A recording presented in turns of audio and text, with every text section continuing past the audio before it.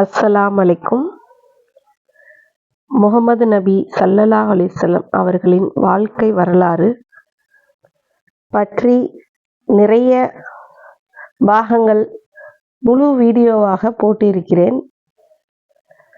அது சில பல காரணங்களால் என்னால் போட முடியாமல் போய்விட்டது.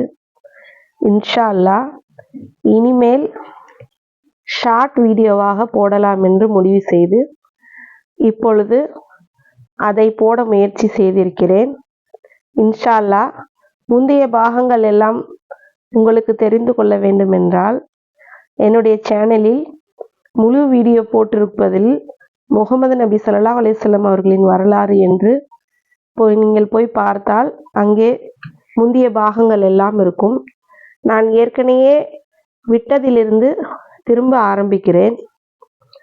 எதிலிருந்து நான் எதுவரை நான் சொல்லியிருக்கிறேன் என்றால், முஹம்மது நபி ஸல்லல்லாஹு அலைஹி வஸல்லம் அவர்களுடைய பெரிய தந்தையார் இறந்து போனது, அவருடைய மனைவியின் இழப்பு, அதன் பின் அவர் பட்ட கஷ்டங்கள், தோழர்கள் அவர்களுடைய நெருங்கிய தோழர்கள் பட்ட துன்பங்கள், அவர்கள் அனைவரும் மற்றவர்களால் கொடுமைப்படுத்தப்பட்டது, இப்படி அனைத்தையும் நாம் பார்த்தோம்.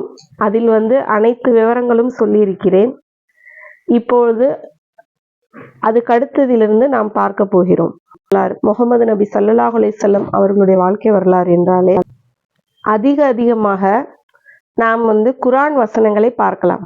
ஏனென்றால் முஹம்மது நபி என்றாலே ரப்பில் ஆலமீன் அல்லாஹு தாலா முஹம்மது நபிக்கு வஹி இறக்கியதும் அவர்கள் மூலியமாக குர்ஆன் வசனங்கள் நமக்கு கிடைத்ததும் தான் நமக்கு அதிகமாக அவர்களுக்கு அல்லாஹு தாலா அவர்கள் ஆயுள் காலம் முழுவதுமே இறைவனால் நமக்கு கிடைத்த செய்திகள் வஹி மூலியமாக முஹம்மது நபிக்கு கிடைத்தது. அது நமக்கு திருக்குர்ஆனாக நமக்கு சேர்ந்தது, நம்மிடம் சேர்ந்தது.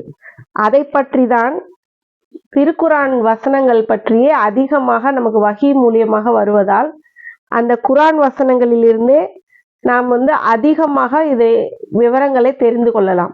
அல்லாஹு தாலா ஒவ்வொரு விஷயத்தையும், ஒவ்வொரு மனிதர்களை பற்றியும், ஒவ்வொரு சட்டங்களை பற்றியும் எல்லாமே வஹி மூலியமாக குர்ஆன் வசனங்கள் மூலியமாக நமக்கு முஹம்மது நபி ஸல்லல்லாஹு அவர்களின் மூலமாக காண்பித்து கொடுத்தான். அதை பற்றி தான் நாம் பார்க்க போகிறோம்.